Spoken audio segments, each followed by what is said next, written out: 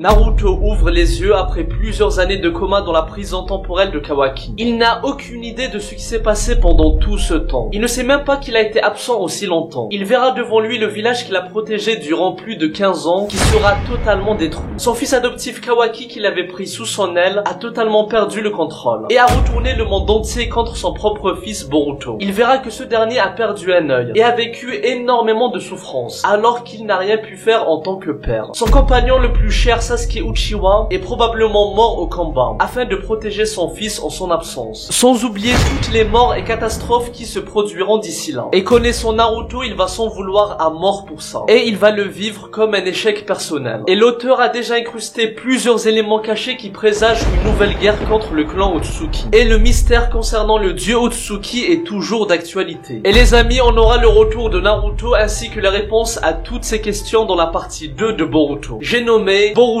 Two Blue Vortex, qui sortira le 20 août 2023. Alors pour le moment, on a eu des visuels de Boruto et Kawaki, qui vont être ultra badass. Et on a eu un visuel stylé de Sarada avec les cheveux courts. Et il ne fait aucun doute que Kishimoto nous prépare un retour soit grandiose, soit tragique pour Naruto dans la suite de cette histoire. Est-ce qu'il va rentrer dans une rage intense en apprenant la vérité, ou va-t-il déprimer en apprenant la perte de ses êtres chers? Vous allez tout savoir sur le comeback de notre héros dans cette vidéo. Salut tout le monde, c'est Abdou, j'espère que vous allez tous très bien. Alors les amis, nouvelle vidéo sur le retour de Naruto. Et dans celle-ci, on va partir du principe qu'il n'a pas été affecté par le pouvoir d'omnipotence d'Eida, et que ses souvenirs n'ont pas été altérés. Bref, le manga Boruto va bientôt faire son retour, après 4 mois de pause. Donc je vais vous bombarder de vidéos prochainement. Du coup, je compte sur vous pour éclater ce foutu bouton d'abonnement. Et n'oubliez pas d'activer la cloche, car vous êtes 86% non abonnés à la chaîne. Voici la question de culture du jour. Citez-moi 3 morts dans Boruto ou Naruto. Bonne chance à tous et bon visionnage. Naruto se sacrifie pour protéger son fils Boruto. Tu devras me tuer avant de tuer Boruto. Ce sont les dernières paroles du grand Naruto Uzumaki avant sa disparition. Et c'était concernant son fils. Il était prêt à donner sa vie en échange de la sienne. Il avait pris la décision de se sacrifier sans hésiter du moment qu'il a compris que Kawaki ne reculera devant rien pour tuer Boruto. Mais malgré toute sa bonne volonté, Naruto n'a rien pu faire. En fait, depuis la mort de Kurama, il a été dépassé par les événements qui sont devenus trop durs à gérer pour lui. On dit que les problèmes internes sont les plus durs à résoudre. Et c'est ce qui est arrivé avec Naruto, qui a réalisé que le danger venait de sa propre famille. Boruto est le plus grand danger qui soit, car il abrite en lui Momoshiki Otsuki, qui a pour objectif de se venger de Naruto et de mettre fin à toute vie sur Terre. Naruto s'est alors retrouvé devant un dilemme. Comment protéger son fils et protéger son village? Les deux sont contradictoires, car Boruto était comme une bombe à retardement, qui allait exploser tôt ou tard. Comme on l'a vu dans l'arc Code, lorsque Momoshiki a pris le dessus, il était à 2 doigts de tuer Naruto. C'est également lui qui est responsable de la perte du Rinnegan de Sasuke. Et le pire reste à venir. Les 4 autres Kage ont proposé indirectement à Naruto la solution de tuer Boruto, afin de mettre fin à la menace de Momoshiki. Mais malgré ses promesses, Naruto est et restera toujours incapable de faire du mal à son propre fils. Et c'est pour ça que Kawaki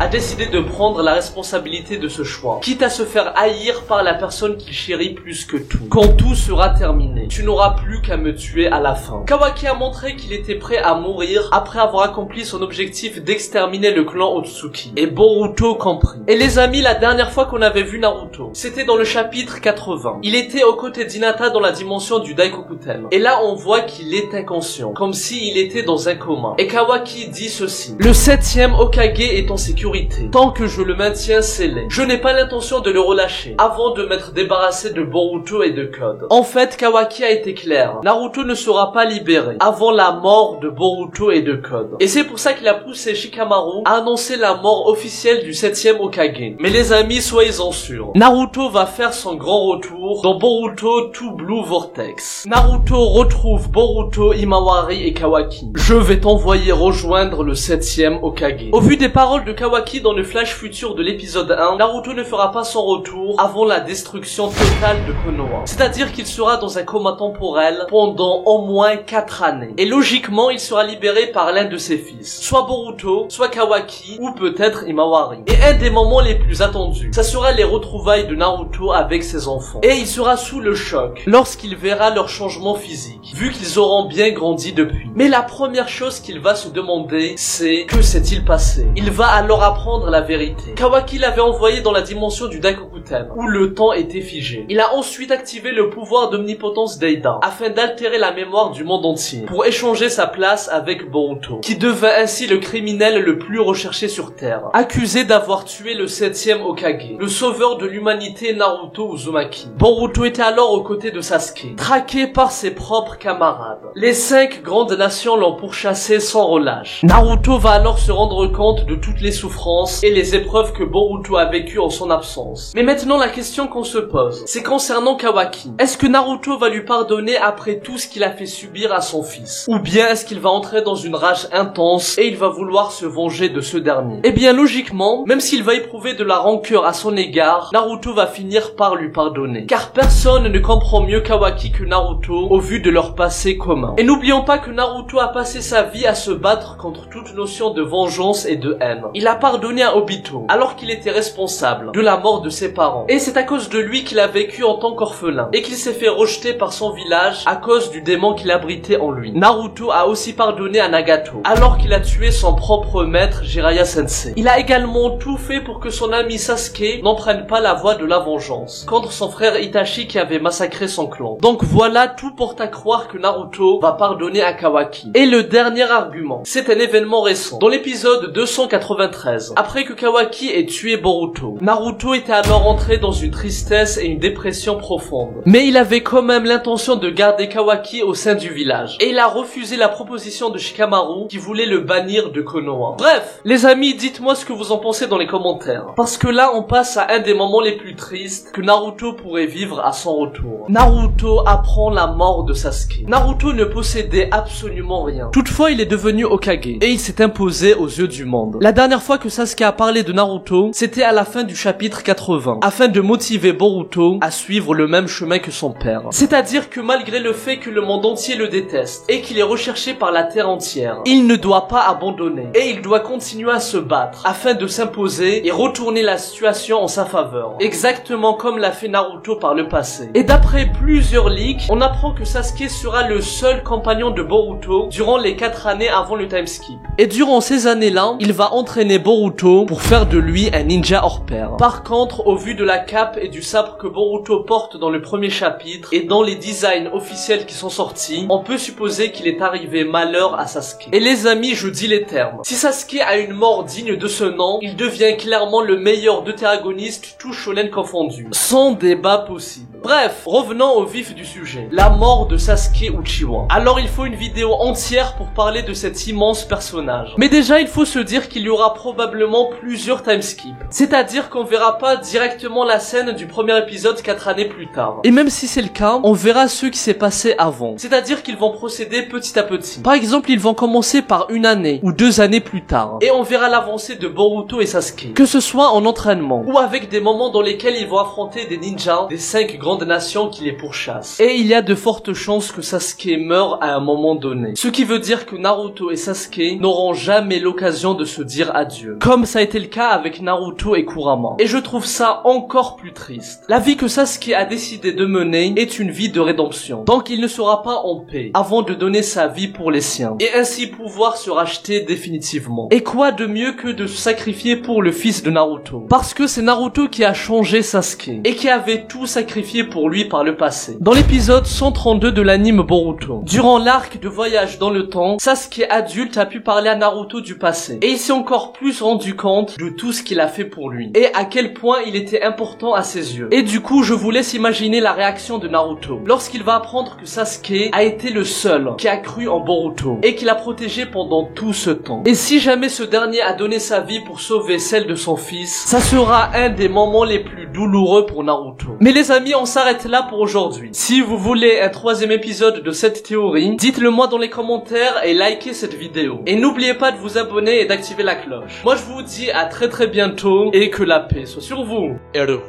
Psy, Konkuro.